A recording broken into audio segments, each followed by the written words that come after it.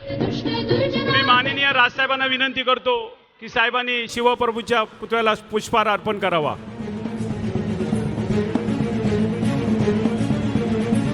प्रौढ प्रताप पुरंदर हिंदवी स्वराज्य संस्थापक जाणदार राजा शिवछत्रपती शिवाजी महाराज की, छत्रपती शिवाजी महाराज की जय भवानी. जिल्हाध्यक्ष अविनाशजी जाधव साहेबांना विनंती करतो की त्यांनी व्यासपीठावर यायचं आहे. ठाणे शहराच्या वतीने मी स्वतः महिला उपशहराध्यक्ष, शहराध्यक्ष व उपशहराध्यक्ष सन्माननीय राजसाहेबांचं स्वागत करतील.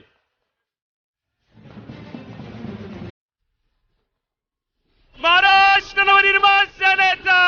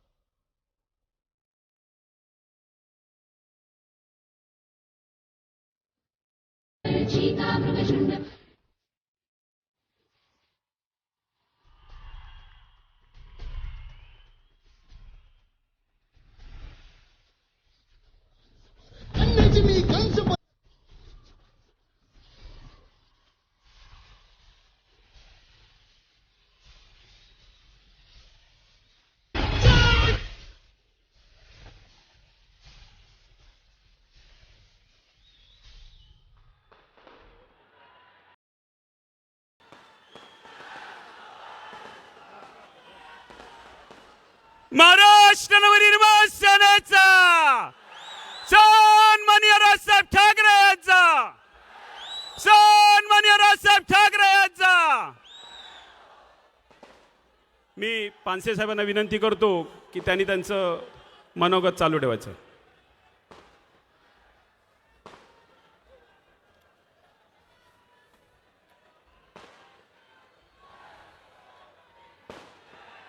सन्माननीय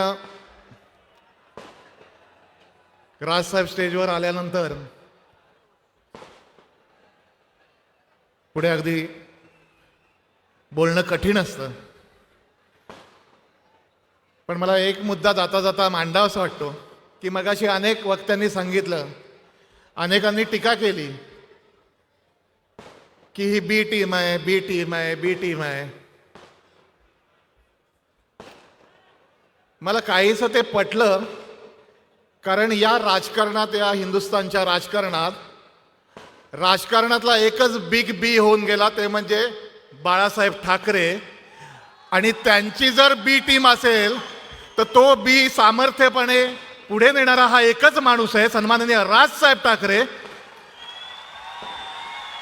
ती बिग बी टीम आता महाराष्ट्र घडवेल असा विश्वास व्यक्त करतो आणि थांबतो. जय हिंद, जय महाराष्ट्र.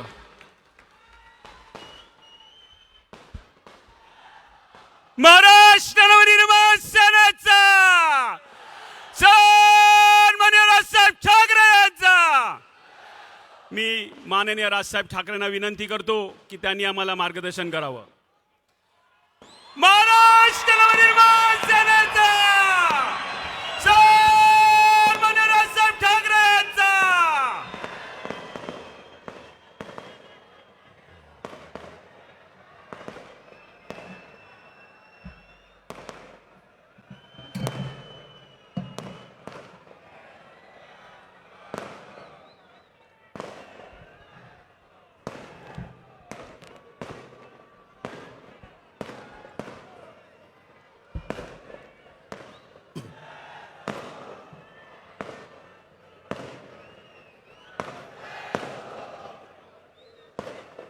जमलेल्या माझ्या तमाम हिंदू बांधवांनो, भगिनींनो आणि मातांनो,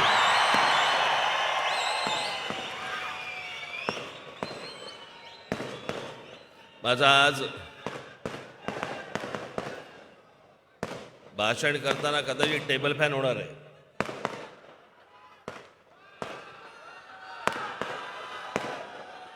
काय आलं?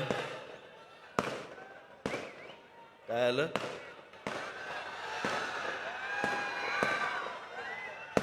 अरे, तुम्ही पण आहात.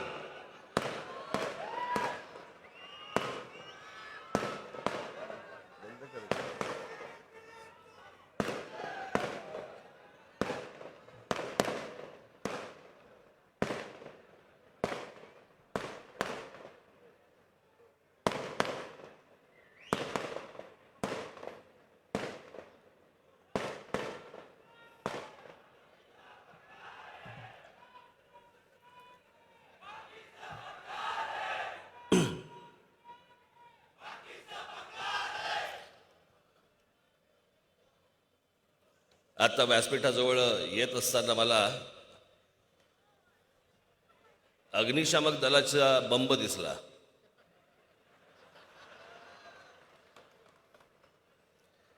इतकी काय आग नाही लावणार.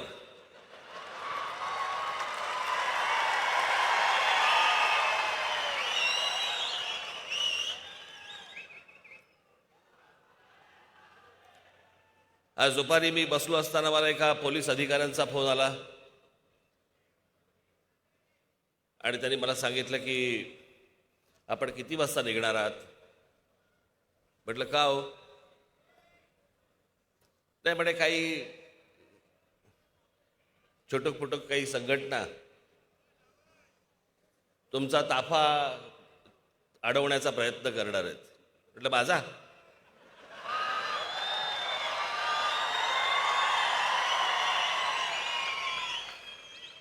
नाही म्हणे काय आम्ही ते सगळे त्यांना डिटेन करू, पकडू वगैरे वगैरे, फक्त तुमचं निघायचं टायमिंग आम्हाला कळलं तर बरं होईल. मी म्हटलं मी तुम्हाला जेव्हा निघणार आहे त्यावेळेला मी तुम्हाला कळवतो. महत्वाची गोष्ट अशी की माझ्या ताफ्याला कोणतरी अडवणार आहे हे इंटेलिजन्सला कळलं.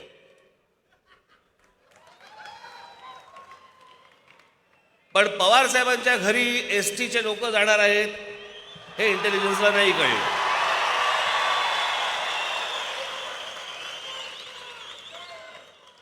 खरं तर त्यांना प्रत्येक गोष्ट माहिती असते. एखादा माणूस शिंकला तर तो करोनाचा शिंकला का साधा शिंकला हेही त्यांना माहिती असतं.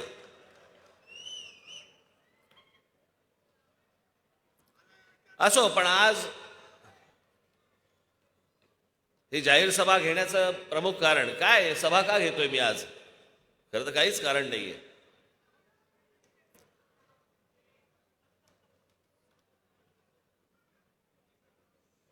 गुढीपाडव्याची सभा झाल्यानंतर अनेकांनी जे आपापले तारे तोडले,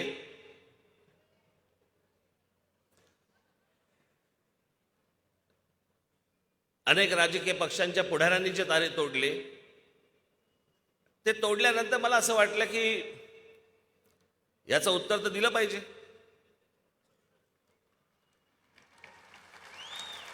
पण मला पत्रकार परिषद घेऊन याचं उत्तर द्यायचं नव्हतं. आणि याचं एकमेव कारण असं होतं की पत्रकार परिषद घेतली जर असती मी,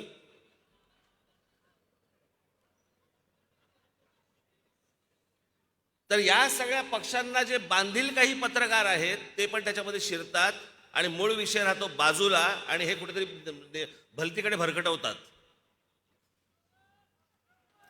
आणि मला तो भरकटवून द्यायचा नव्हता,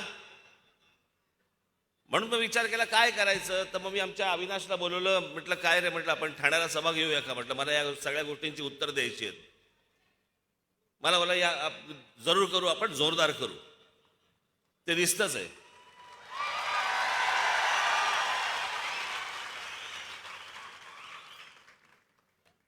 मला कोणीतरी मगाशी दाखवलं की आत्ताची ही सभा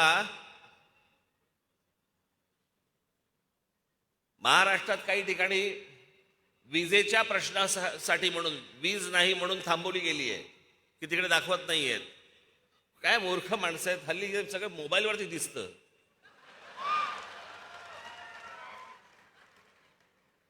तुमच्या करंटची अपेक्षा कोणाला आहे. पण आता ही सभा, जाहीर सभा आपली मोठे स्क्रीन लावून जम्मूमध्ये पण दाखवली जाते. जम्मूमध्ये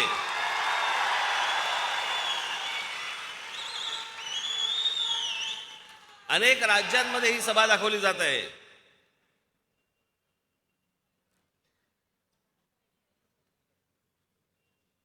आणि म्हणून मी ही जाहीर सभा आज घेण्याचं इथे ठरवलं की त्या सगळ्या प्रश्नांची उत्तरं म्हटलं आपण आज जाहीर सभेनेच देऊ. कारण हल्ली काय झाले, त्या दिवशीची सभा झाली, मग अनेक राजकीय पक्षांशी संबंधित असलेल्या अनेक पत्रकारांनी आपापला कंडू शमवून घेतला.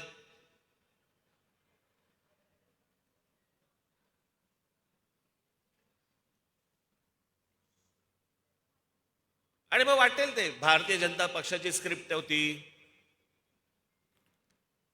राजकीय पक्षाच्या नेत्यांना सांगणारी हीच सगळी मंडळी. आता सध्या महाराष्ट्रामधल्या अनेक चांगले पत्रकार आहेत, गुणी पत्रकार आहेत, ते ह्या असल्या भामट्या पत्रकारांमुळे एकटे पडलेत. अनेक जण कुठच्या ना कुठच्या तरी राजकीय पक्षाशी संबंधित झालेला आहे. पहिले जातीतनं झाले आणि मग पक्षाकडे गेले. पत्रकारही झालेत आणि काही संपादकही झालेत.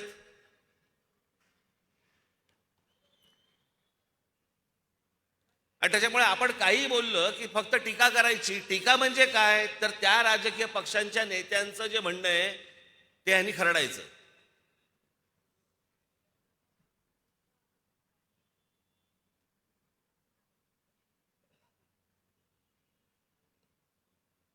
दोन वर्षापूर्वी केलेलं गुढीपाडव्यावरचं भाषण काय झालंय मी तुम्हाला सांगतो. यांचं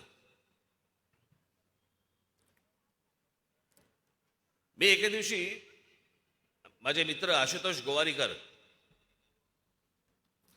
यांचा लगान चित्रपट आला होता आणि त्या लगान चित्रपटाच्या नंतर त्यांचा स्वदेश चित्रपट आला होता. तो स्वदेश चित्रपट मी पाहायला गेलो. मला आशुने बोलवलं.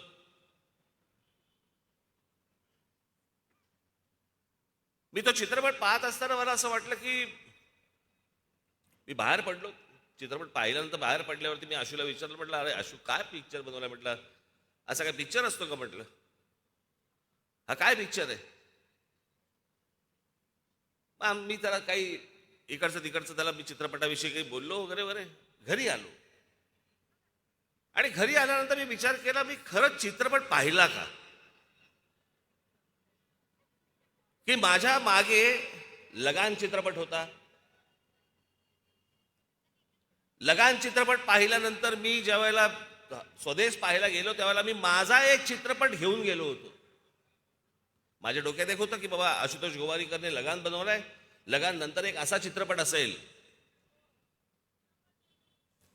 आणि मग मी ज्यावेळेला परत तो चित्रपट पाहिल्यानंतर मी आशूला सांगितलं, म्हटलं आशू मला माफ कर, म्हटलं मी तो चित्रपट पाहिला नव्हता, मी काहीतरी डोक्यात वेगळंच घेऊन गेलो होतो.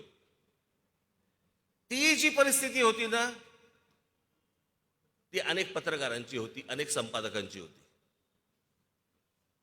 गुढीपाडव्याच्या सभेला ते त्यांचं एक स्वतःचं भाषण घेऊन आले होते की नाही या विषयावरती राज ठाकरे बोलणार, या विषयावरती राज ठाकरे बोलणार, हा विषय आणतील, या विषयावरती बोलतील.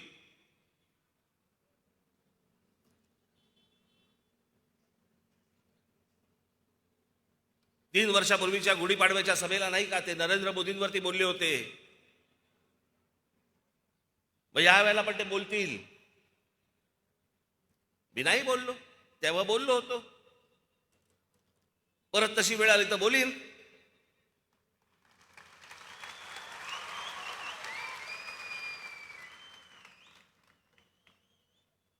इतरही विषय आहेत, तुमचेही वाभाडे काढायचे आहेत मला.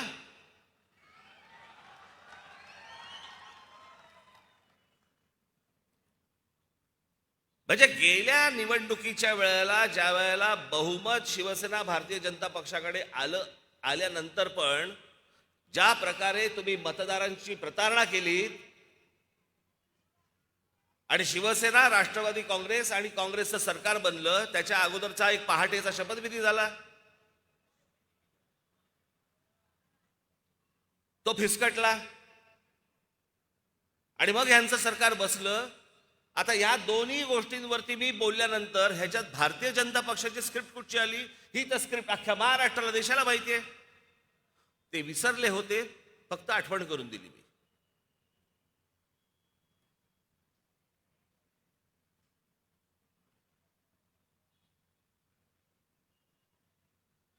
ज्या वेळेला मी नरेंद्र मोदींवरती ज्या वेळेला बोलत होतो, त्यांच्या भूमिका काही मला नाही पटल्या, उघडपणे बोललो. आता हे सांगतायत की मला म्हणे ईडीची नोटीस आली म्हणून मी ट्रॅक बदलला. मी नाही ट्रॅक बदलला, मला नाही लागत ट्रॅक बदलायला.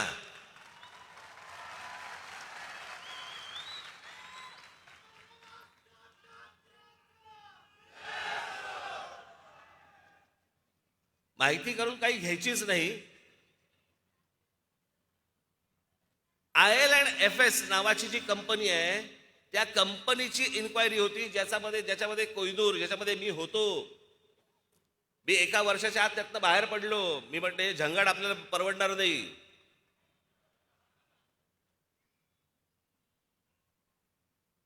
म्हणजे व्यवसाय नाही करायचा का कोणी? आणि त्या कंपनीची जी इन्क्वायरी निघाली त्याच्यातनं मला ती नोटीस आली होती. आणि मी ती नोटीस आल्यावरती ईडीच्या कार्यालयात गेलो.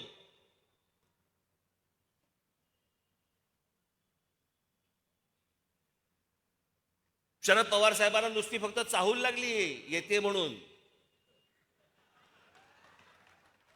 केवढं नाटक केलं त्याच्यावरती.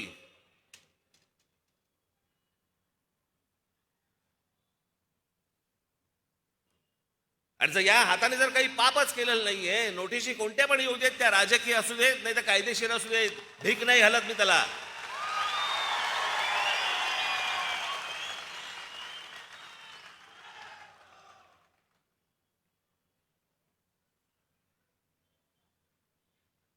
बरं, ज्या वेळेला मी बोललो ती गोष्ट उघडपणे बोललो की मला ह्या भूमिका नाही पटल्या म्हणजे नाही पटल्या. पण त्याच नरेंद्र मोदींच्या सरकारमध्ये ज्या वेळेला एखादी भूमिका त्यांची, ज्या वेळेला त्यांचं धोरण 370 कलम ज्या वेळेला काश्मीरमधलं रद्द केलं, त्याला अभिनंदन करणारा पहिलं ट्विट माझं होतं.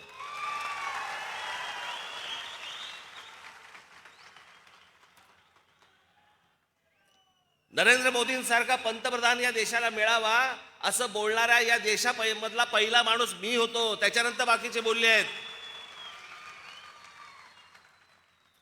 ज्या वेळेला मी एखादं स्वप्न ज्या वेळेला एखाद्या पंतप्रधानाकडनं पाहतो, 30 वर्षानंतर म्हणजे राजीव गांधींच्या नंतर एका व्यक्तीच्या हातामध्ये या देशामधलं पूर्ण बहुमत आल्यावरती या देशामध्ये कोणकोणत्या गोष्टी व्हायला पाहिजे होत्या, ज्या मी माझ्या भाषणांमधनं पण बोललो होतो तेव्हा. आजही माझी तीच मागणी आहे की बाकीच्या गोष्टी सोडा, ज्या झाल्या त्या झाल्या. पण नरेंद्र मोदींना माझं सांगणं आहे, आजही सांगणं आहे, या 2 मागण्या तुम्ही पूर्ण करा. या देशावरती खूप मोठे उपकार होतील. एक म्हणजे या देशामध्ये समान नागरी कायदा आणा.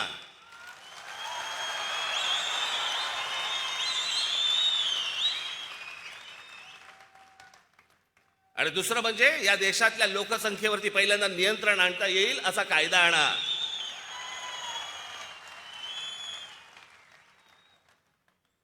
आम्हाला काय असूया नाहीये की आमच्याकडे 1 तुमच्याकडे 5-5. आम्हाला त्याचा नाही त्रास होत. पण ज्या प्रकारे लोकसंख्या वाढते, ज्या प्रकारे हा देश एके दिवशी फुटेल,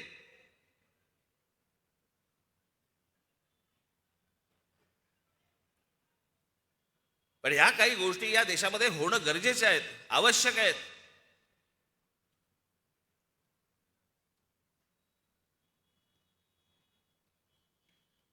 त्याच्यामुळे मला ज्या गोष्टींबद्दल विरोध करायचा होता तो मी केला. उद्या जर एखादी गोष्ट मला जर नाही पटली तर परत करीन. परंतु विनाकारण आपलं उठले, भाषणाला उठले आणि उगाच विरोध करायचा नाही. आता तुम्ही चिखल खाल्लाय, तुम्ही शेड खाल्लाय, आता तुमच्यावर.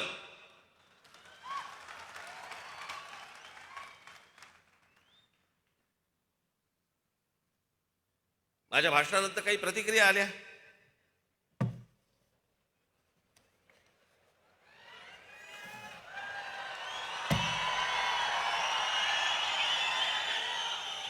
म्हटलं विसरायला नको.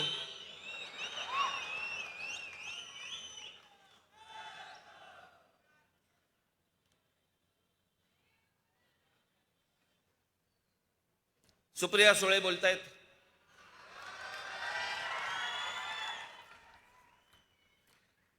लाव रे तो व्हिडिओ म्हणणारे एका नोटीसने बदलतील याचं मला आश्चर्य वाटतं. म्हणजे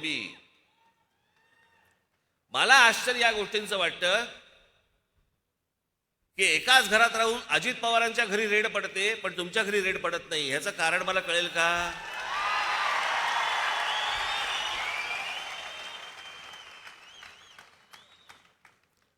कारण इकडे महाराष्ट्रात कसं आहे, एक एक जण पोहोचवला की पवार साहेब मोदींची भेट घेतात पुढचा माणूस सांगायला.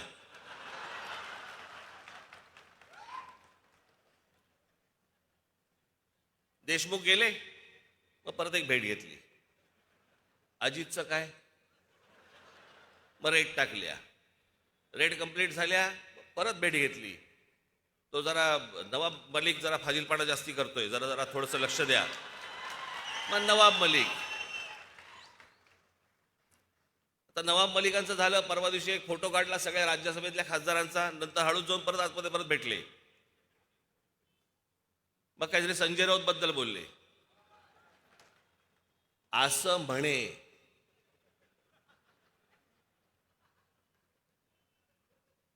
आज काय बोलले माहित नाही. मी त्यांच्या वाढदिवसाच्या भाषणाच्या वेळेला बोललो होतो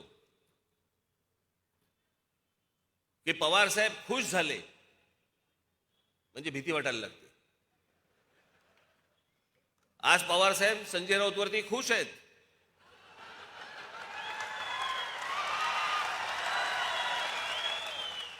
कधी टांगलेला दिसेल कळणार पण नाही. याच्यामध्ये अनेक काँग्रेसवाले गेलेले आहेत.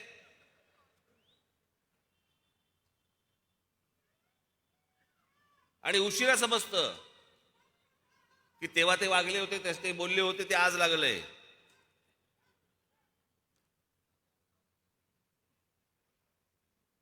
अजित पवारांच्याकडे रेड पडते, अजित पवारांच्या सख्या बहिणींच्या घरी रेड पडते,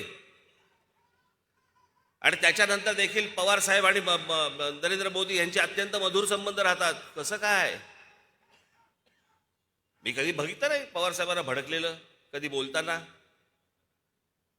मी ज्या वेळेला उघडपणे बोलत होतो त्यावेळेला ह्यांच्या शेपट्या आतमध्ये होत्या सगळ्यांच्या. हे कोणी बोलले नाही, ते दुसरे एक ते जयंत पाटील.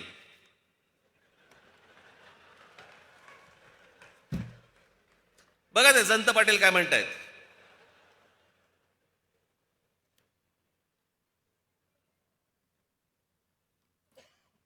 हे कधी म्हणे गेले होते उत्तर प्रदेशामध्ये की ज्यांना आता उत्तर प्रदेशचा कौतुक वाटतं. जयंत पाटील, माझं भाषण नीट ऐका.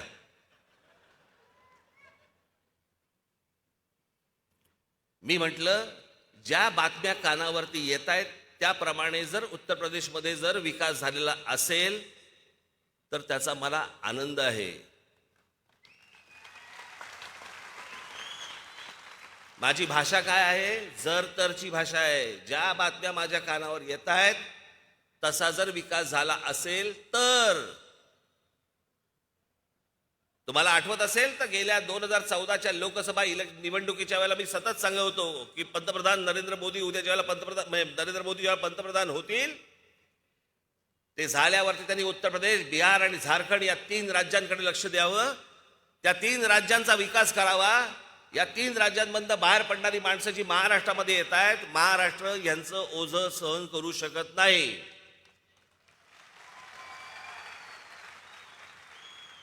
माझी सगळी भाषणं काढून बघा. आणि सुप्रिया सुळेने बोलायचं नाही हो. यांचे खायचे दात वेगळे आणि दाखवायचे सुळे वेगळे आहेत.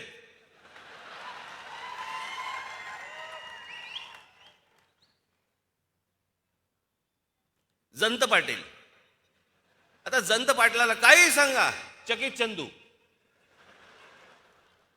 एकदा मागे गृहमंत्री असताना मी त्याला सांगत होतो, ह्याच सगळ्या गोष्टी सांगत होतो. म्हटलं अहो जरा एकदा त्या बेराम पाड्यामध्ये जाऊन बघा, एकदा ह्या सगळ्या वस्तीमध्ये जाऊन बघा. इकडे म्हटलं अत्यंत भीषण अवस्था आहे म्हटलं तिकडे. कधी म्हटलं तिथे कुठे शस्त्र असतील, बॉम्ब असतील. खरे की काय मला काही कल्पनाच नाही. सतत चेहरा चकित चंदू. आश्चर्य झालेलं असतं, सारखं आश्चर्य.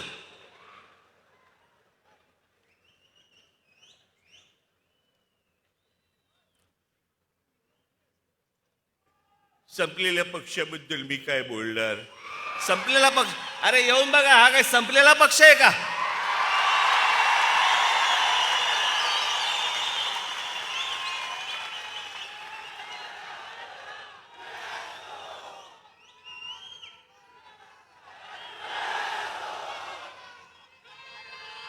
म्हणजे विजलेला पक्ष आहे. महाराष्ट्र नवनिर्माण सेना म्हणे विजलेला पक्ष आहे. जंतराव, हा विजलेला पक्ष नाहीये, हा समोरच्यांना विझवत जाणारा पक्ष आहे.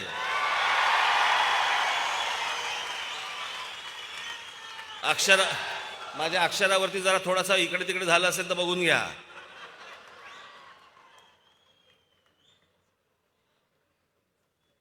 हे काय मला सांगताय, यांचा मतदारसंघाबाहेर कोणी हुंगून विचारत नाही. आणि मला सांगतात की यांचे आमदार काय झालं, आमदार कुठे गेले. राष्ट्रवादी काँग्रेस हा निवडून येणाऱ्या आमदारांचा, उमेदवारांची मोळी आहे. ती निवडून येणाऱ्या जे लोक असतात त्यांना एकत्र करून बांधलेली मोळी आहे. त्याची रस्सी फक्त पवार साहेब आहेत. ही माणसं कुठच्याही दुसऱ्या पक्षामध्ये गेली की निवडून येतील.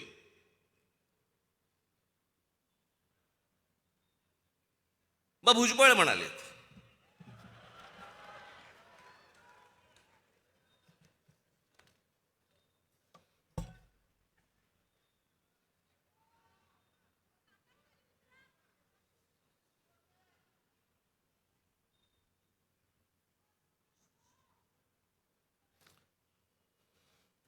भुजबळ म्हणतायत त्यांनी माझ्यावरती टीका केली, हे खरं आहे. मीही मोदी बीजेपी विरोधात बोलत होतो, त्यामुळे मला जो त्रास सहन करावा लागला तो मी सहन केला, पण त्यासाठी मी माझा मार्ग बदलला नाही. अच्छा,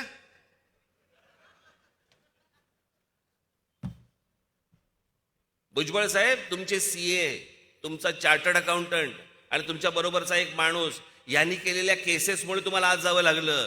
भारतीय जनता पक्ष किंवा मोदींवरती टीका केल्यामुळे नाही जावं लागलं. यांच्या संस्थेमधल्या गैरव्यवहारामुळे जावं लागलं आतमध्ये. मोदींवरती टीका केली म्हणून नाही जावं लागलं. 2-2.5 वर्ष जेलमध्ये गेल्यानंतर पहिला शपथविधी यांचा होतो.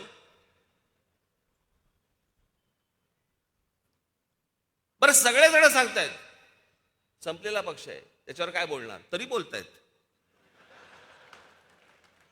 रकानेच्या रकाने भरतायत, रकानेच्या रकाने लिहितायत.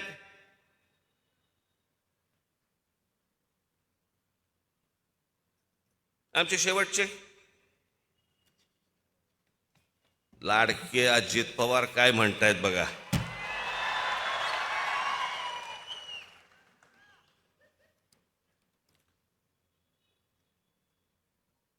त्यांचा एक आवडता शब्द आहे, पठ्ठ्या.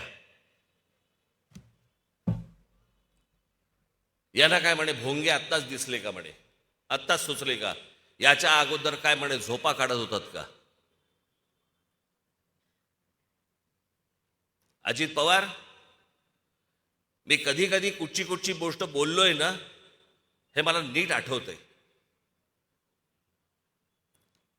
आणि तुमच्या फक्त माहितीसाठी म्हणून मी 3 व्हिडिओज आणलेत.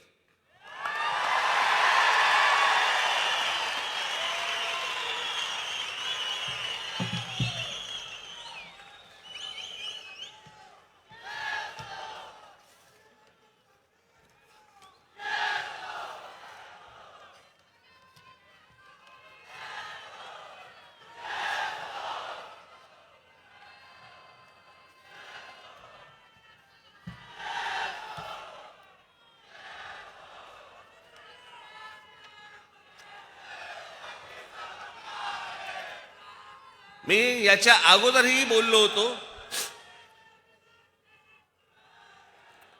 परंतु त्याचे मला काही व्हिडिओ सापडले नाहीत.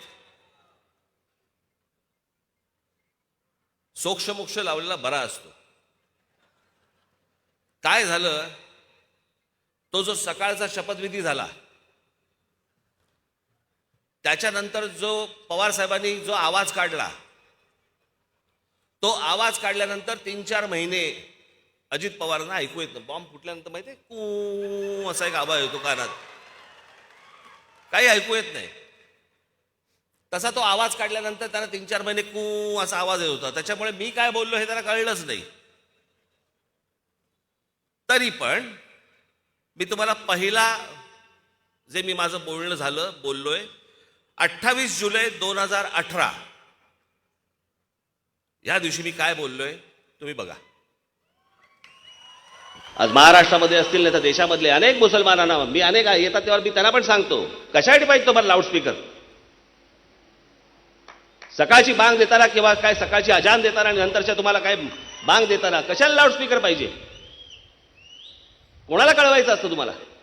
नमाज पडायचं आहे घरामध्ये पडा ना, रस्ते कशाला अडवताय?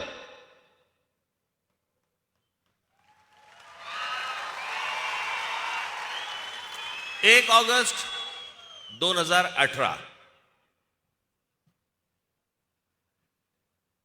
फक्त सायलेन्स होऊन आम्हाला आणि मग मशिदीवरचे जे लाऊडस्पीकर लागतात जे त्या दिवशी मी त्या औरंगाबादला गेलो संध्याकाळच्या वेळेला, तर मला असं वाटलं की बांगेची कॉन्सर्ट सुरू आहे. सगळ्या ठिकाणून आपले जोर जोरात चालू आहे ते सगळं. त्यांनी त्यांचं काही काय त्यांना काय बांग मारायची काय त्यांना अजान पडायचंय किंवा काय करायचंय तुमचं तुम्ही करा ना, लाऊडस्पीकर कशाला लागतोय? आणि हे 12 महिने 24 तास चालू आहे. इथे फक्त गणेशोत्सवासाठी तुम्हाला 10 दिवस मागतायत, मग 10 दिवसामध्ये तुम्हाला सगळ्या परवानगी बिरवानगी लागतात, त्याला अडखळी आणताय तुम्ही.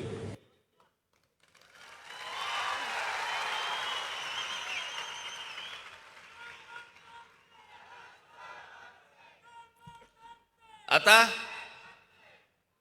लॉकडाऊन लागायच्या अगोदर महाराष्ट्र नवनिर्माण सेनेचं जानेवारी 23 ला जे अधिवेशन झालं होतं त्या अधिवेशनामध्ये मी काय बोललो होतो?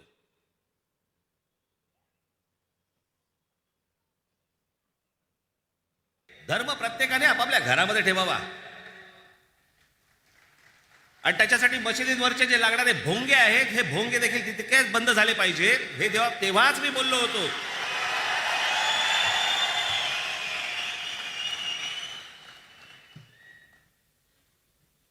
तुमची प्रार्थना, धर्म प्रत्येकाने आपापल्या घरामध्ये ठेवावा आणि त्याच्यासाठी मशिदींवरचे जे लागणारे भोंगे आहेत हे भोंगे देखील तितकेच बंद झाले पाहिजेत, हे तेव्हाच मी बोललो होतो.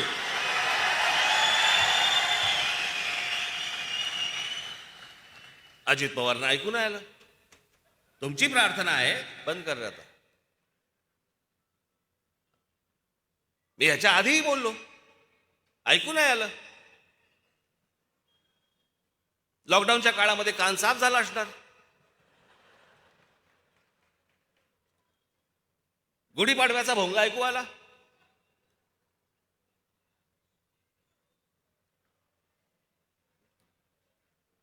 बरं मी चुकीचं काय बोललो? या मशिदींवरच्या भोंग्यांचा अख्ख्या देशाला त्रास होतोय, ह्याच्यामध्ये धार्मिक विषय कुठे आहे?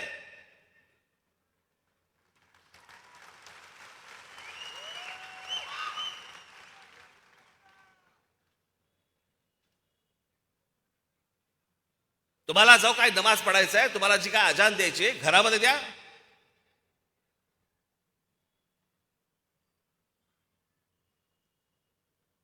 शहरांचे रस्ते कशाला अडवताय? शहरांचे फुटपाथ कशाला अडवताय?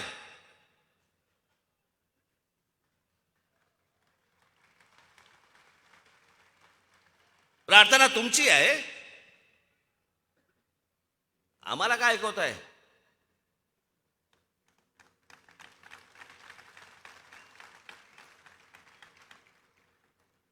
आणि जर सांगून जर समजा तुम्हाला समजत नसेल की हे भोंगे खाली उतरवा, तुम्ही आम्हाला विनाकारण त्रास देऊ नका, हे जर नीट सांगून समजत नसेल तर तुमच्या मशिदीच्या बाहेर आम्ही हनुमान चालीसा लावणार म्हणजे लावणार.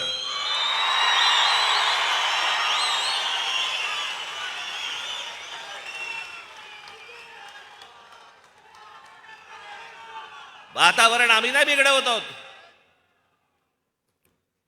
आम्ही वातावरण नाही बिघडवत आहोत. हा धार्मिक विषय मुळात नाहीच आहे, हा सामाजिक विषय आहे. वयस्कर लोकांना, विद्यार्थ्यांना, महिलांना, सर्वांना या गोष्टींचा सकाळी त्रास होतो. 5-5 वेळा तुम्ही दिवसभराबंद तिकडे नमाज पडता, बांग देता.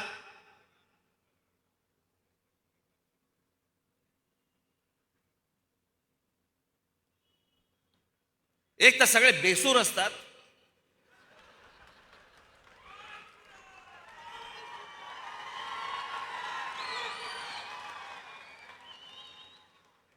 काय म्हणून आम्ही ऐकायचं. रस्त्यावरती घाण झाली तर आपण रस्ता साफ करतो, फुटपाथवरती घाण झाली तर आपण फुटपाथ साफ करतो.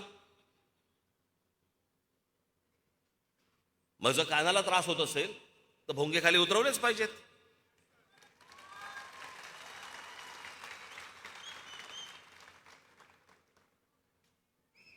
आणि राज्य सरकारला माझं सांगणं आहे, याच्यामधून आम्ही मागे हटणार नाही. तुम्हाला काय करायचं असेल ते करा. या गोष्टीचा एकदा सोक्ष हा लागलाच पाहिजे. ज्या देशांमध्ये तुम्हाला तिथे बंदी आहे, अनेक परदेशामधल्या देशांमध्ये बंदी आहे, निमूटपणे ऐकता ना तिकडे.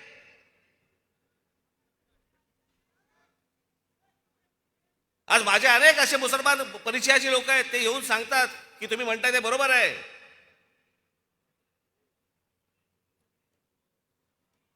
असा कोणता धर्म आहे जो दुसऱ्या धर्मीयांना त्रास देतो? आज तुमचा रमजान चालू आहे, आम्ही समजू शकतो.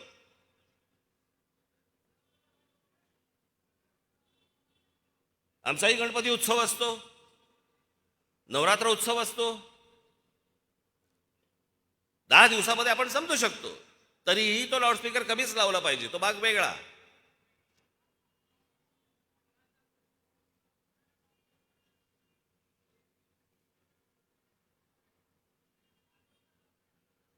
काही सणवार असेल तर आपण समजू शकतो. हे 365 दिवस ज्यावेळेला तुम्ही हे लाऊडस्पीकर मधनं ह्या गोष्टी तुम्ही ऐकवता, कशासाठी, कोणासाठी?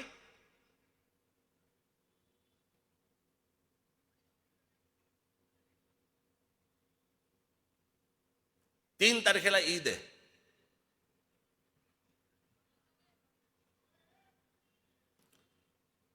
माझी राज्य सरकारला, गृह खात्याला माझी विनंती आहे की कुठचीही तेढ, कुठचीही दंगल, कुठच्याही गोष्टी आम्हाला निर्माण करायच्या नाहीत. आम्हाला त्याची इच्छा देखील नाही. महाराष्ट्राचं स्वास्थ्य आम्हाला बिघडवायचं नाही.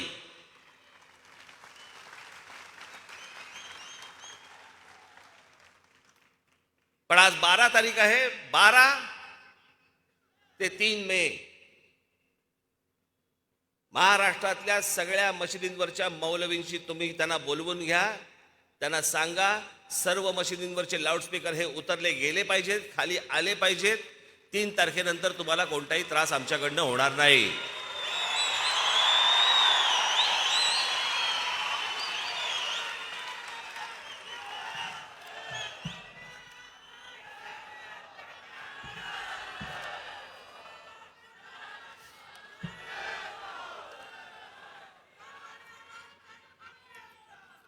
अठरा जुलै 2005 चा सर्वोच्च न्यायालयाचा निकाल आहे किंवा त्यांची टिप्पणी आहे. इतरांची शांतता बिघडवून तुम्ही तुमची प्रार्थना करा किंवा मोठे ध्वनिक्षेपक किंवा मोठी वाद्य वाजवून प्रार्थना करा असं कुठलाही धर्म सांगत नाही. आमच्या मते समाजात धर्माच्या नावाने म्हातारी माणसं, आजारी रुग्ण, विद्यार्थी यांची पहाटेची झोप बिघडवणं, दिवस खराब करणं आणि बाकीच्यांचा दिनक्रम विस्कळीत करणं अशा गोष्टींना मुळीच परवानगी देता कामा नये. जर सुप्रीम कोर्टाने जर समजा ही गोष्ट सांगितलेली असेल तर राज्यातल्या गृह खात्याला त्याची अंमलबजावणी करायला काय प्रॉब्लेम आहे? हे होत का नाहीये? मतांसाठी? म्हणजे हे मतांसाठी म्हणून वाटेल त्या प्रकारे धर्म चालवणार आणि आम्ही उघड्या डोळ्यांनी आणि उघड्या कानांनी बघत बसायचं, हातावर हात ठेवून आम्ही उभं राहायचं फक्त.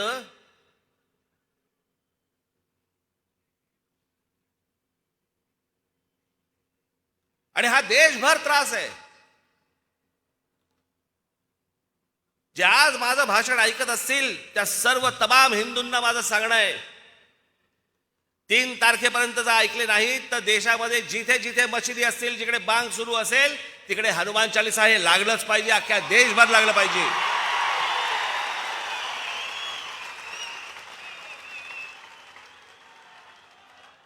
आम्हाला काय त्रास होतो तर एकदा त्यांना होऊ देत.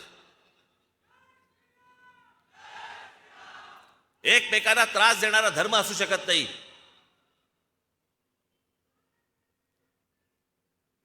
आणि ह्याच्यावरती ह्यांची बाजू घेणारे हे इकडचे ते आवाड,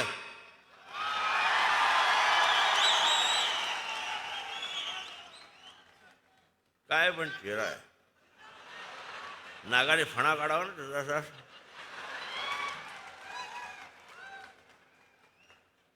आता उद्या काहीतरी बोलेलच, डसू शकतो, बिसू शकतो वगैरे वगैरे. ये शेपटा धरतो, गरगर फिरवतो, फेकून देतो.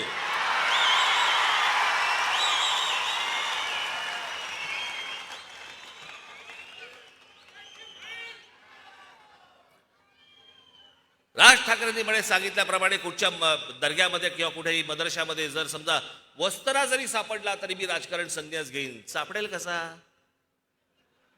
दाढी करतच नाहीत.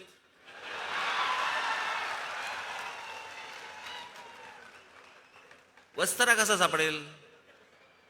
बरं, इकडून तिकडून तुला वस्त्रा दिसला, त्याच्या बुद्धीची कीव करावीशी वाटते मला. आवाड, आता मी 4 गोष्टी तुम्हाला वाचून दाखवतो.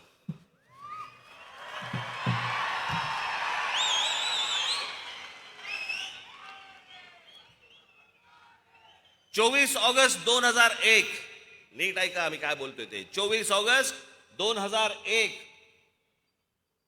रोजी मुंब्रा कौसा परिसरात सिमी नावाची जी आतंकवादी संघटना आहे, सिमीच्या 6 हस्तकांना अटक. 20 डिसेंबर 2001 रोजी संसदेवरील हल्ल्याप्रकरणी कुख्यात अबू हाजमा याला मुंब्र्यातून अटक. 16 मार्च 2002 रोजी मुंब्र्यातून कुख्यात हजबुल मुजाहिद्दीन संघटनेच्या 4 अतिरेक्यांना अटक.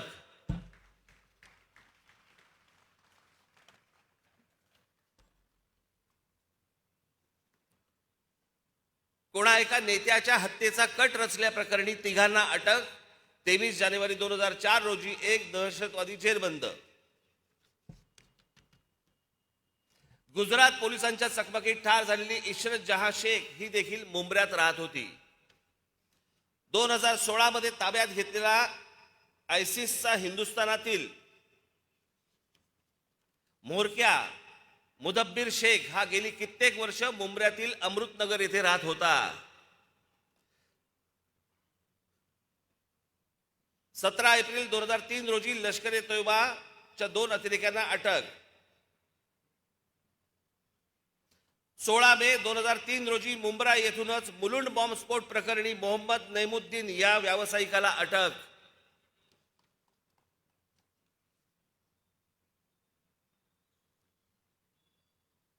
मुंब्र्यात रिजवान मोमीन या संशयित अतिरेक्याला अटक.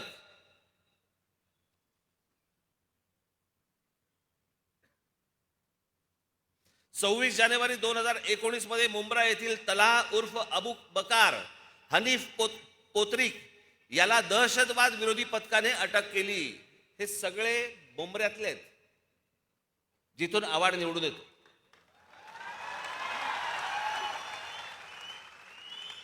आता तुम्ही म्हणाल की वस्तारा नाही सापडला,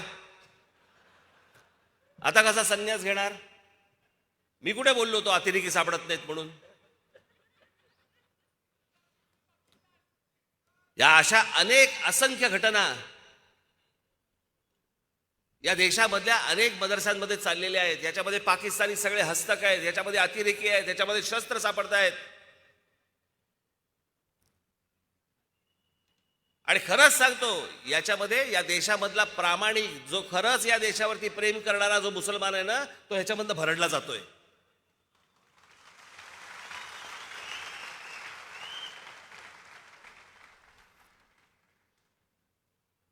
हे आमचे सलीम मामू शेख बसले इथे. सलीम मामा उभा राहा.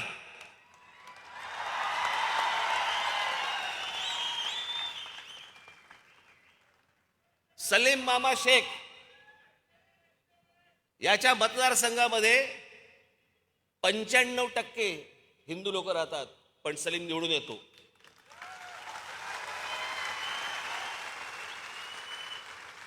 याचं कारण हे मराठी मुसलमान, या देशावरती प्रेम करणारे मुसलमान, या देशाशी प्रामाणिक असलेले मुसलमान असंख्य आहेत, पण हे या लोकांमुळे भरडले जात आहेत.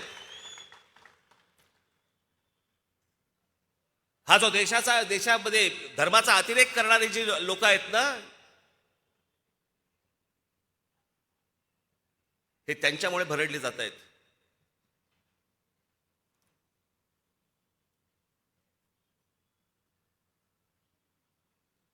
याच्यापेक्षा वेगळी अजून काय भूमिका असावी मला जरा सांगा.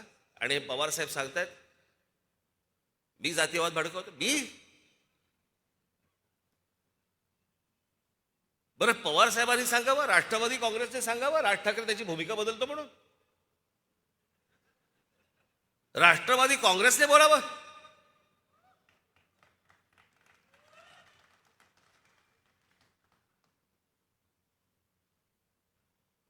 हेच शरद पवार ज्या वेळेला सोनिया गांधी विदेशी पंतप्रधान परदेशी पंतप्रधान या देशाला चालणार नाही हे बोलणारी पहिली व्यक्ती सन्माननीय माननीय बाळासाहेब ठाकरे होती, की ज्यांनी सांगितलं परदेशी व्यक्ती चालणार नाही म्हणून या देशात. आणि मग तो धागा पकडून पवार साहेबांनी काँग्रेसमधनं बाहेर पडले की विदेशी पंतप्रधान आम्ही मान्य नाही करणार म्हणून. 99ला बाहेर पडले, सोनिया गांधी नकोत म्हणून बाहेर पडले. निवडणुकांचा निकाल लागला आणि परत काँग्रेस बरोबर गेले आणि मला असं वाटतं कृषी मंत्री झाले. 2 महिन्यात भूमिका बदलली. अशा तर असंख्य सांगता येतील अशा की जिकडे पवार साहेबांनी भूमिका बदलल्या. हे काय मला सांगतायत मी कोणती भूमिका बदलली?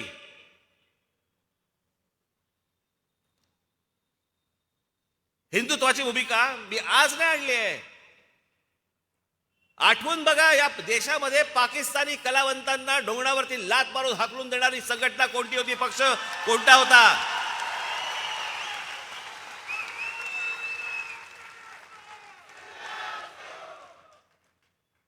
परत जर चित्रपटामध्ये पाकिस्तानी कलावंत घाल तर याद राखा, हे प्रत्येक प्रोड्युसरला नोटीस कोणाकडे गेली होती? जे आपल्याकडे येऊन गाणी गात होते, आपल्याकडे येऊन चित्रपटामध्ये काम करत होते, या सगळ्यांना ज्यांनी हकलून दिलं तो माझा महाराष्ट्र सैनिक होता.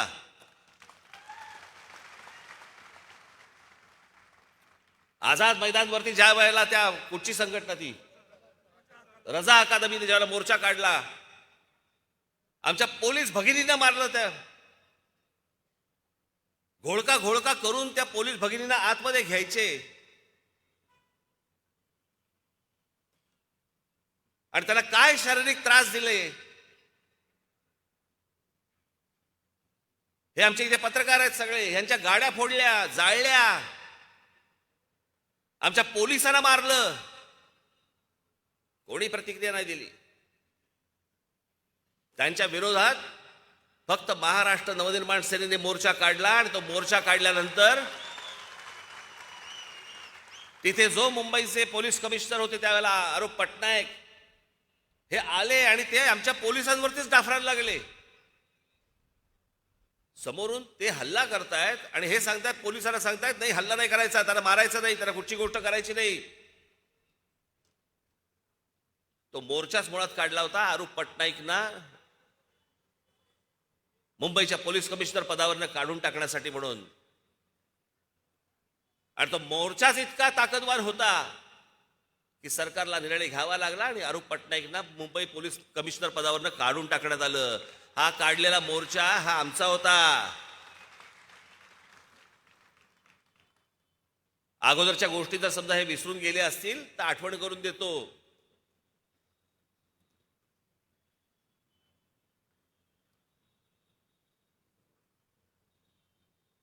एकदम सगळे त्या गुढीपाडव्याच्या सभेनंतर एकदम सरफटले सगळे. काय उत्तर देऊ, काय करायचं, काय नाही करायचं. मग ते आपलं एकच पालुपत लावलं. ईडीची नोटीस आली, ईडीची नोटीस आली.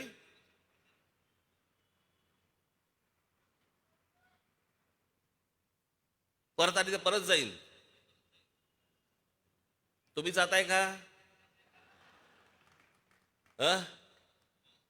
नुसत्या फक्त प्रॉपर्टी अटॅच केल्या तर शिव्या द्यायला लागली पत्रकार परिषदेत.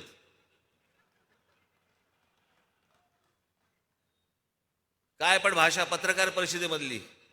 पत्रकार परिषदेमध्ये येऊन एका वर्तमानपत्राचा संपादक येतो आणि तो काय म्हणतो, भडवा, चुतिया.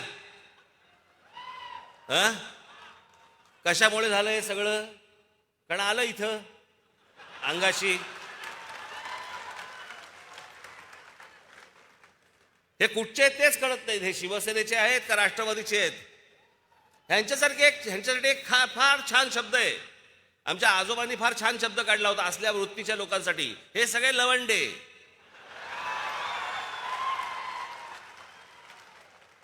वरती अनुस्वार आहे, लक्षात ठेवा.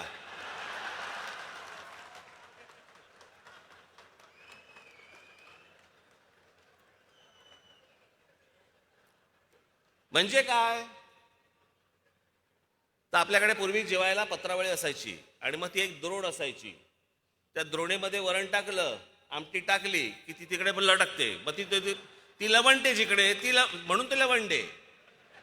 शिवसेनेकडनं पडलं की शिवसेनेकडे लवंडे, राष्ट्रवादीकडनं पडलं की राष्ट्रवादीकडे लवंडे.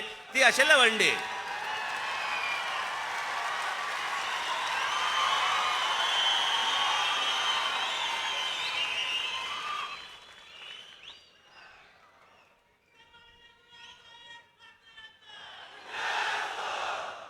केवढं झोंबलं त्यांना ते. मी जे पवार साहेबांबद्दल जे बोललो की जातीयवाद जो आला महाराष्ट्रामध्ये, जात होतीच. असंख्य वर्ष, अनेक हजारो वर्ष जात आहे या देशामध्ये, या महाराष्ट्रामध्ये. प्रत्येक जातीला, प्रत्येक जातीतल्या माणसाला आपापल्या जातीबद्दल अभिमान होता. 99ला ज्या वेळेला राष्ट्रवादी काँग्रेसचा जन्म झाला, तो जन्म झाल्यानंतर दुसऱ्या जातीबद्दल द्वेष निर्माण करायला लावला. आमच्या मुलांची माथी भडकवली गेली. इतिहास चुकीचा सांगितला गेला म्हणे. पवार साहेब सांगतायत म्हणे इतिहास चुकीचा सांगितला गेला. मला सांगा ते काय, त्या कुठच्या संघटना काढल्यात ना राष्ट्रवादीने, संभाजी बी ग्रेड, सी ग्रेड वगैरे अशा अनेक संघटना त्यांनी काढल्यात. या 99 नंतरच कशा काय आल्या? योगायोग? योगायोग नाही, यांनीच काढल्या.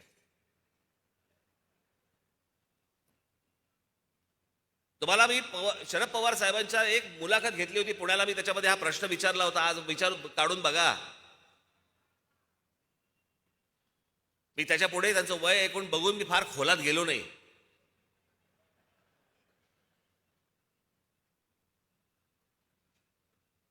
पण शरद पवार साहेब ज्या वेळेला भाषण करतात राष्ट्रवादी काँग्रेसचा जन्म झाल्यापासून, त्यावेळेला ते काय म्हणतात, हा महाराष्ट्र कोणाचा? शाहू फुले आंबेडकरांचा.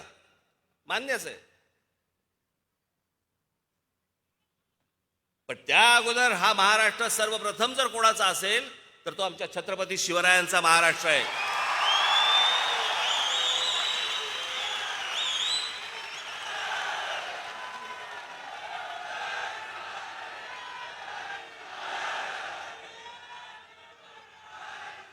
पण पवार साहेब कधीही, शरद पवार साहेब कधीही छत्रपतींचं नाव घेताना तुम्हाला दिसणार नाहीत, कुठच्याही सभेमध्ये दिसणार नाहीत.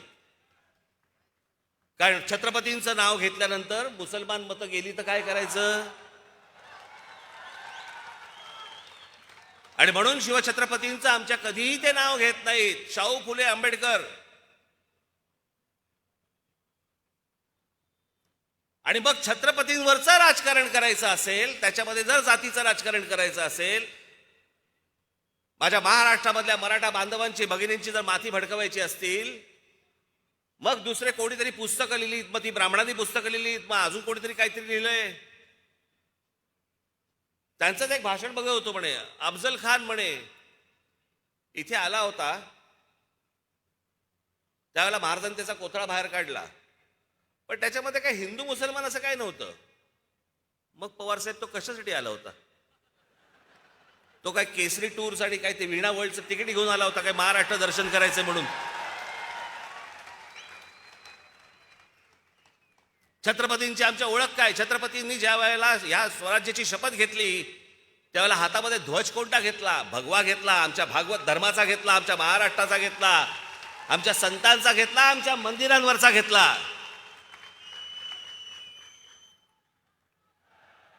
ही लढाई तेव्हा कधी तुम्हाला दिसली नाही का की हिरव्या झेंड्याच्या विरोधातला हा भगवा झेंडा, ही लढाई तुम्हाला दिसली नाही?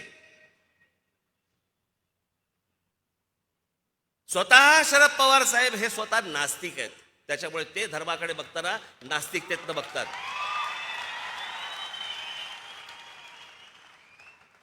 एखादा मिळाला तर दुर्मिळ फोटो तुम्हाला मिळेल, एखादा पवार साहेबांचा मंदिरात हात जोडतानाचा, पण तोही मिळणार नाही. कारण ते आहेतच स्वतः नास्तिकच आहेत. ते धर्मबिर्म काही मानत नाहीत, देवबिव काही मानत नाहीत. आणि मग ते त्यांच्या पद्धतीने राजकारण समजवण्याचा प्रयत्न करतात, त्यांना अपेक्षित असलेलं.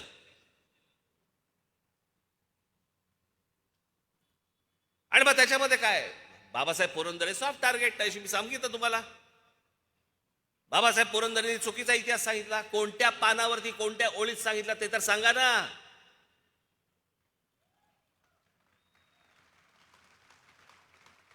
ह्यांचे इतिहासकार कोण? ते म्हणे कोकाटे. कोण कोकाटे? बरं, महाराजांवरती आजपर्यंत रणजित देसाईंनी लिहून ठेवलं, संभाजी राजांवरती आमच्या शिवाजी सावंतांनी लिहून ठेवलं, बाबासाहेबांनी लिहिलं, आमच्या मेहेंदळींनी लिहिलं, अनेक लोकांनी लिहिलंय.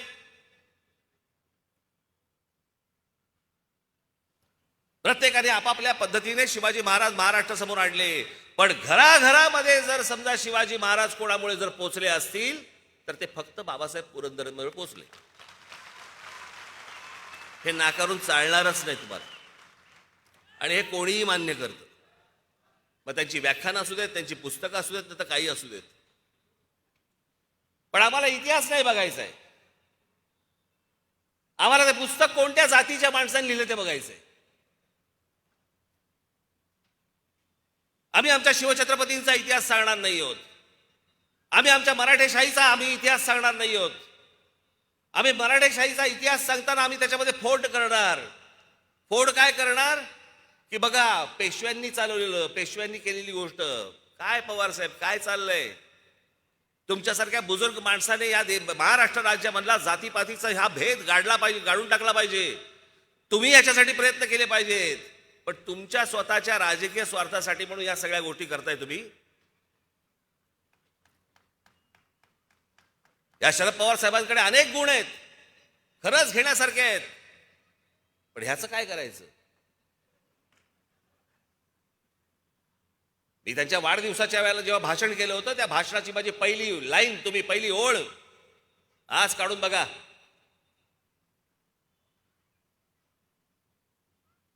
त्यांचा वाढदिवस होता, त्या वाढदिवसाच्या व्यासपीठावर मी बोललो होतो आणि तेव्हा मी म्हटलं होतं की असे अनेक विषय आहेत जे आज मला बोलता नाही येणार, कारण हे व्यासपीठ वेगळं आहे.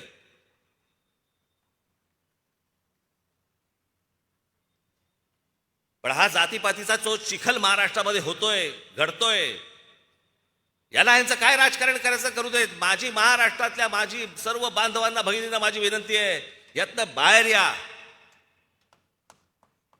यातनं आपल्या हाताला काही लागणार नाहीये. ही सर्व मंडळी फक्त केवळ तुमचा वापर करून घेतील. कुठे गेलं ते मराठा आरक्षण? लाखाचे मोर्चे निघाले, उन्हात तानामधनं माझे बांधव भगिनी सगळ्या ठिकाणी मोर्चे घेऊन फिरले. काय झालं त्याचं आठवत असेल तुम्हाला? तेव्हा एकटा राज ठाकरे तुम्हाला सांगत होता हे होणार नाही, ह्यांना करायचंच नाहीये, ह्यांना निवडणुकीसाठी फक्त तुम्हाला उचकवायचं होतं. त्यांना फक्त तुम्हाला उचकवायचं होतं. त्या उचकवण्यामधनं फक्त मतपत्रात पाडून घ्यायची होती. आता नवीन काढलं, आता ओबीसी समाजाबद्दल काढलं. मग ते प्रकरण आता कोर्टात मध्ये गेलं. मग त्याच्यावरती निवडणुका पुढे ढकलल्या. निवडणुका पुढे ढकलल्या म्हणजे सगळ्या महानगरपालिकांवरती प्रशासक नेमला गेला. म्हणजे राज्य सरकार पण यांच्या हातामध्ये, महानगरपालिकेचा प्रशासक पण यांच्या हातामध्ये. दोन्ही बाजूनी खा.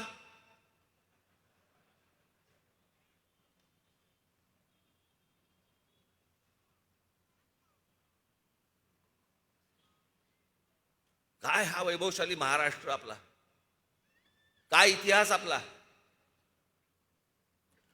अहो 125 वर्ष ज्या मराठेशाहीने, त्याला मराठेशाहीच म्हणतात, त्याला पेशवेशाही नाही म्हणत. सगळ्या 18 पगड जातीचे सगळे लोक होते त्याच्यामध्ये. जे आणले होते, जवळ आणले होते, ते आमच्या शिवछत्रपतींनी आणले होते. सगळ्या समाजातला प्रत्येक जातीमधला माणूस हा स्वराज्यासाठी लढत होता. आमच्या शिवछत्रपतींकडनं, आमच्या महाराष्ट्र राज्यातल्या आमच्या संतांकडनं आम्ही घेतलेली शिकवण कुठे गेली? काय चालू आहे? आपण काय करतो? बरं, हे प्रकरण कॉलेजपर्यंत आलं, हे प्रकरण शाळेपर्यंत गेलं. शाळेमधली मुलं एकमेकांकडे जातीने बघायला लागले, कॉलेजमधली एकमेकांची मुलं जातीने बघायला लागली. हे आमचे पत्रकार बसले, ह्यांच्यामध्ये जातीमध्ये फाटाफूट झालेली आहे.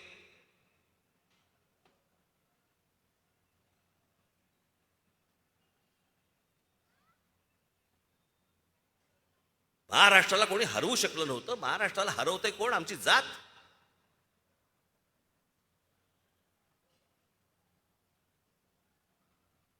आमच्या राज्यातल्या जाती आम्हाला नष्ट करायला निघाल्यात. जातीतनं बाहेर पडणार नसू तर आपण मराठी कधी होणार? आणि मराठी जर समजा होणार नसू तर आपण हिंदू कधी होणार? कोणत्या हिंदुत्वाच्या गोष्टी घेऊन बसलोय आपण? कसला हिंदुत्व? जे हिंदू मुसलमान फक्त दंग्यामध्ये जो हिंदू होतो तो हिंदू?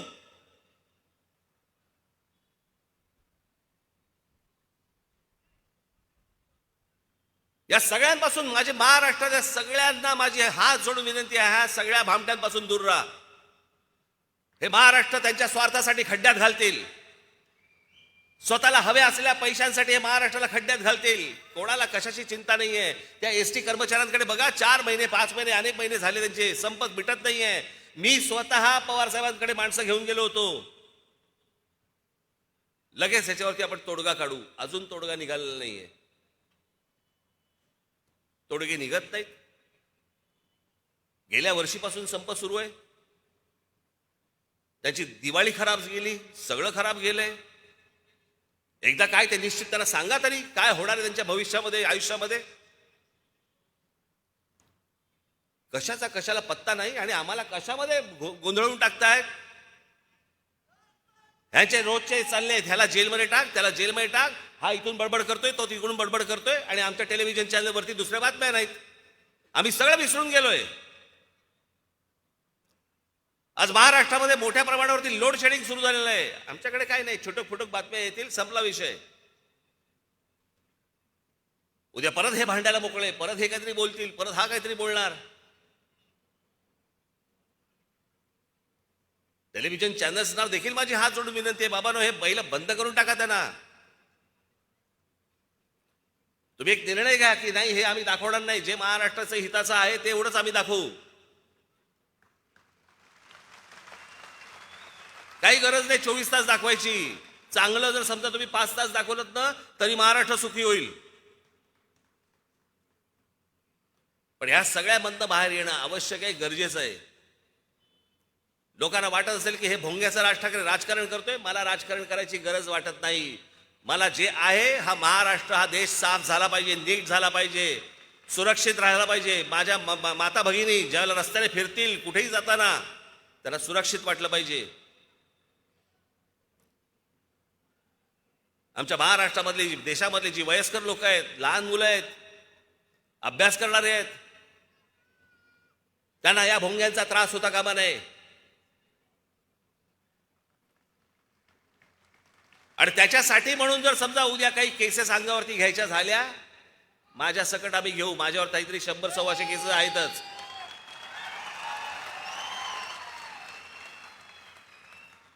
मी मागे म्हटलं होतं ना, अस्वलाच्या अंगावर अजून एक केस आला तर काय फरक पडतो. पण या गोष्टींना भीत नाही. मी जाता आता फक्त परत एकदा आपल्या सर्वांच्या साक्षीने, जे कोणी माझं भाषण ऐकत असतील त्या सर्वांच्या साक्षीने मी सांगतोय, ज्या मुसलमानांना त्यांच्या प्रार्थना करायच्या आहेत, प्रार्थना करा घरात. प्रत्येकाने आपापला धर्म आपल्या घरामध्ये ठेवावा, रस्त्यावरती आणू नये. जेव्हा सणासुदीचे ज्यावेळेला दिवस असतील त्यावेळेला 10 दिवस 15 दिवस आपण समजू शकतो. पण 365 दिवस 24 तास हे नाटक लफडं चालणार नाही यापुढे महाराष्ट्रात.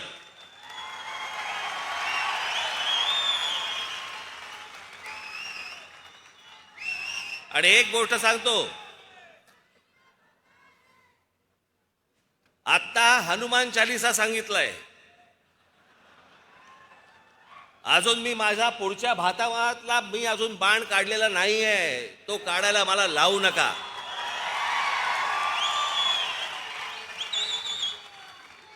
आणि म्हणून माझी या संपूर्ण राज्य सरकारला माझी हात जोडून विनंती आहे, केंद्राला ही विनंती आहे माझी, की जिथे समाजाला त्रास होतोय असल्या कोणताही धर्म असता कामा नये. जे मुसलमान बांधव आहेत त्या मुसलमान बांधवांना सगळ्यांना सांगा की उद्या कुठच्याही प्रकारचा आपल्याला तेढ निर्माण करायची नाही, आपल्याला दंगली नको आहेत, आपल्याला महाराष्ट्रात सगळ्या सुखीचं चांगलं वातावरण आपल्याला महाराष्ट्रामध्ये ठेवायचं आहे. आपण स्वतःहून या सगळ्या मशिनींवरचे लाऊडस्पीकर खाली उतरवा, आपली प्रार्थना आपल्या घरात ठेवा, महाराष्ट्र आनंदी करा, एवढीच फक्त एक इच्छा व्यक्त करतो आणि आपल्या सर्वांची मी रजा घेतो. धन्यवाद. जय हिंद, जय महाराष्ट्र. राष्ट्रगीतासाठी सगळ्यांनी थांबायचं.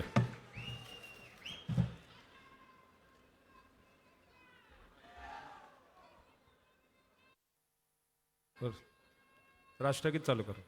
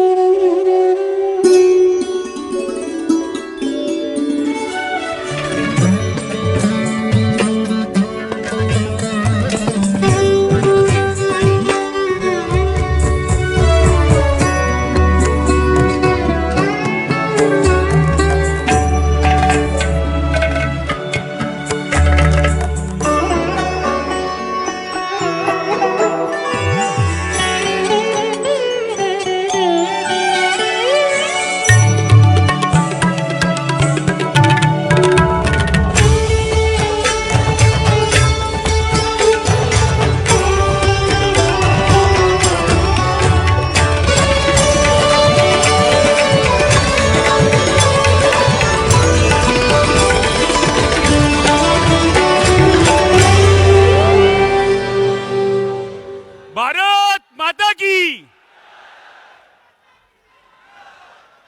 माझी सर्व बांधवांना विनंती आहे, इथे आलेल्या ज्या माता भगिनी आहेत, महिला आहेत, यांना प्रथम जाण्यासाठी आपण मार्ग करून द्यावा, त्यांना नीट सुखरूप बाहेर पडता येईल त्याची आपण व्यवस्था करावी. धन्यवाद. आणि आपणही नीट सांभाळून घरी आपण जावं.